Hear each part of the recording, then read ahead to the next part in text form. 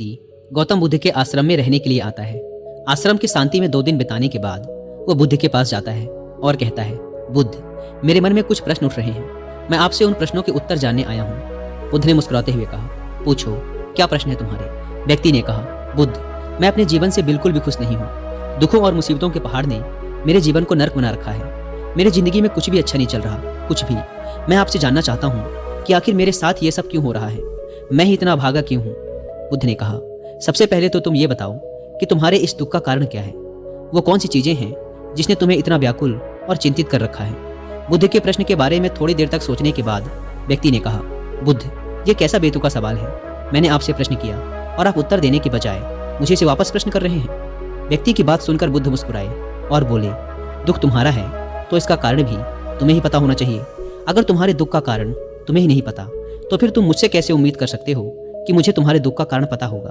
व्यक्ति ने कहा, बुद्ध, लेकिन लोग तो कहते हैं कि आप भगवान हैं, आप सब कुछ जानते हैं, आप लोगों के मन को पढ़ लेते हैं, फिर आपको मेरे दुख का कारण तो पता ही होगा। बुद्ध हल्के से मुस्कुराए और फिर गंभीर आवाज में बोले, यही तो तुम सबसे बड़ी गलती कर रहे हो। तुम सोच रहे हो कि कोई और आएगा और तुम्हारी सारी समस्याओं से तुम्हें छुटकारा दिला देगा, लेकिन ऐसा कभी नहीं होने वाला। अगर तुम्हारी परेशानियों से तुम्हें कोई छुटकारा दिला सकता है तो वो तुम खुद हो।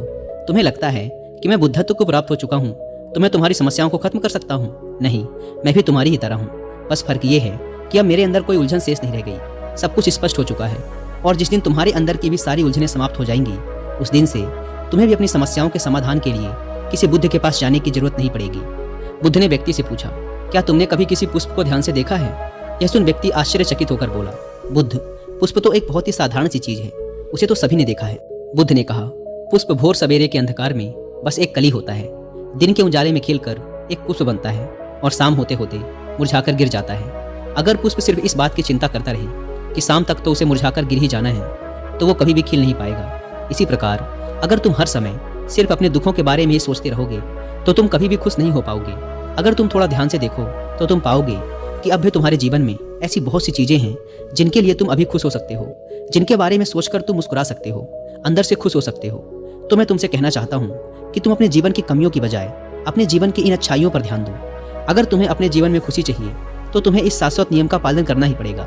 जीवन की अच्छी और सकारात्मक चीजों की तरफ ध्यान देना ही पड़ेगा। मैं तो केवल तुम्हें रास्ता दिखा सकता हूँ, उस रास्ते पर चलने का तरीका बता सकता हूँ, लेकिन अगर तुम खुश रहना चाहते हो तो उस रास्ते पर चलना तो तुम्हें ही पड़ेगा। बुद्ध के मुंह से ऐसी बातें सुनने के बाद वह व्यक्ति थोड़ी देर तक शांत बैठा रहा। फिर उसने कुछ सोचते हुए कहा, लेकिन बुद्ध, एक बात मेरे समझ में नहीं आ रही, क्या मेरे जीवन की सारी समस्याओं का समाधान एक ही बार में किया जा सकता है? बुद्ध ने बहुत ही शांति से जवाब देना शुरू किया।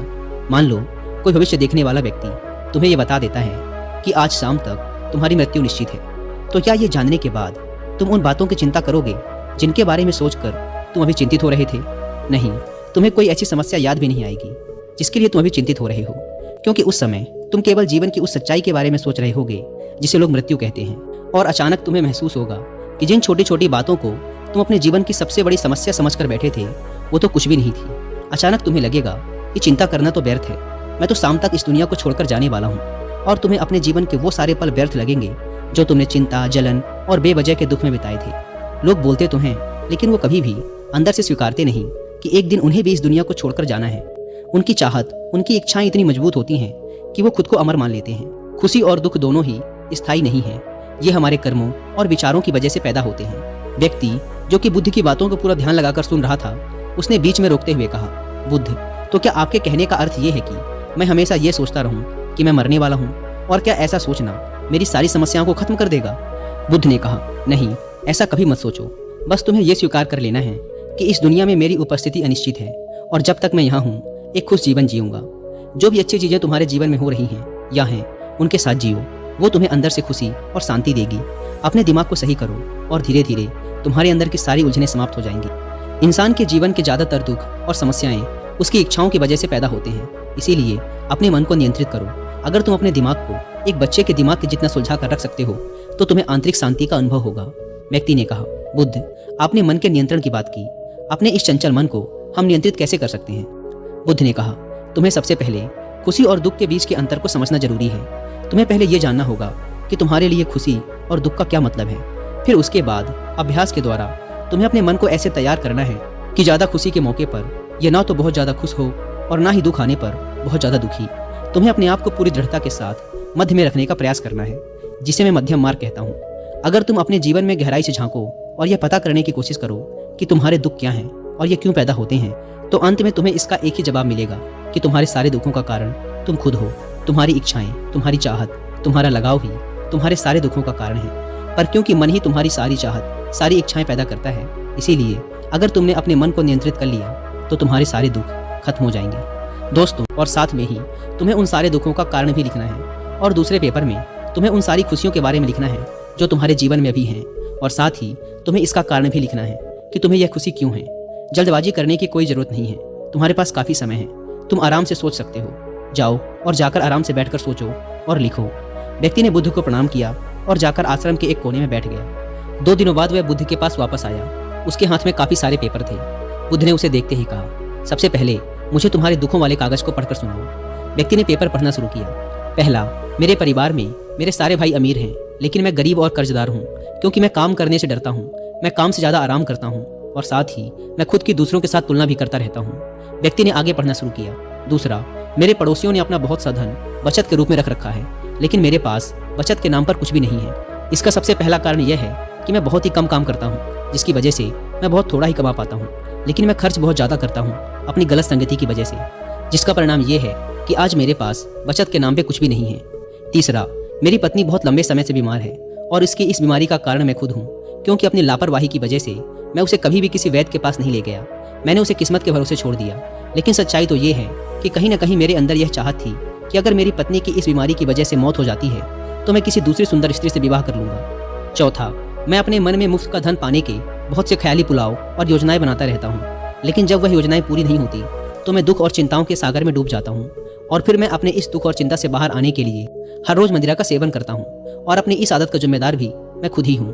हालांकि मैं जानता हूँ कि मेरे पास हर रोज मदिरा का सेवन करने के लिए पर्याप्त धन नहीं है, लेकिन मैं फिर भी ऐसा करता हूँ।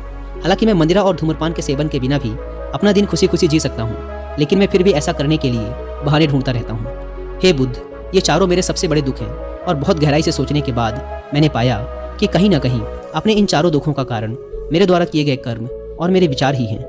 यह सुनने के बाद बुद्ध मुस्कुराए और बोले, अच्छा, अब तो मुझे अपना खुशियों वाला कागज पढ़कर सुनाओ। इस बार व्यक्ति ने बहुत ही उत्साहित होकर पढ़ना शुरू किया।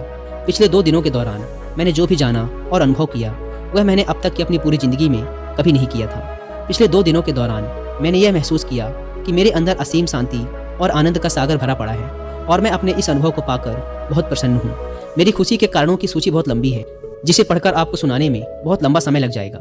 व्यक्ति के मुंह से ऐसी बातें सुनने के बाद बुद्ध मुस्कुराए और बोले, सिर्फ तुम्हारे लिए ही नहीं बल्कि हम सब के लिए भी कारण एक समान ही होते हैं। वो तो इंसान अपनी अज्ञानतावश अपना बहुत सा समय बर्बाद कर देता है अपने दुख के कारणों का पता लगाने में।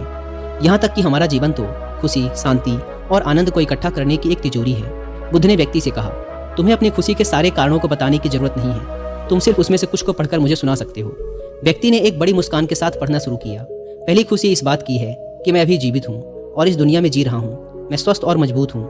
मेरे माता पिता हैं, एक पत्नी है और 2 बच्चे हैं। इस दुनिया के दूसरे खुशनसीब व्यक्तियों की तरह ही मेरे पास भी बहुत से अनमोल खजाने हैं, जैसे कि मेरे माता पिता का मेरे प्रति स्नेह, मेरे पत्नी का प्रेम, मेरे बच्चों का लाड़ प्यार और एक पिता बनने की खुशी। मेरी खुशी का अगला कारण ये है कि मैं काम कर सकता हूँ, क्योंकि मैं स्वस्थ और तन मन से मजबूत हूँ। मैं कोई भी अच्छा काम सीख कर अपनी आमदनी को बढ़ा सकता हूँ और अपने परिवार की सभी जरूरतों को खुशी खुशी पूरा कर सकता हूँ। मैं खुश हूँ क्योंकि मैं एक खुशहाल परिवार बना सकता हूँ, बिना खुद की अपने पड़ोसियों और अपने भाइयों से तुलना करे। और आपकी कृपा से मेरे अंदर जिस मानवता ने जन्म लिया है, उसकी सहायता से मैं अपनी सारी बुरी आदतें छोड़कर एक खुशहाल और आनंदित जीवन जी सकता हूँ। और सबसे बड़ी खुशी और सौभाग्य की बात मेरे लिए ये है कि मैंने महान गौतम बुद्ध के चरणों में अपने लिए जगह पाली है। और आपकी कृपा से मैं जब तक इस संसार में रहूँगा इस सत्य को याद रखूँगा कि हमारी इच्छाएं और लगाव ही सभी दुखों का कारण है, और साथ ही खुद के मन पर नियंत्रण हासिल करने व खुद को जानने का पूरा प्रयास करता रहूँगा। बुद्ध ने कहा, आज तुम्हारा एक नया जन्म हुआ है। अब तुम अपने परिवार के पास वापस जाओ और स्थिर बुद्धि व आंतरिक शांति के साथ इस जीवन को जियो। और आज के बाद जब भी तुम्हारे जीवन में तुम्हारी परेशानियों से उपजा दुख तुम्हें घेरने की कोशिश करे, तो खुद से कहना कि जीवन बहुत छोटा है और मैं इस जीवन में अपनी चिंताओं और दुख का गुलाम बनने नहीं आया हूँ। शांति से बैठकर अपने उस दुख का कारण जानने की कोशिश करना और मिलते ही उसे नष्ट कर देना, और केवल तभी तुम अपनी आंतरिक शांति और कभी न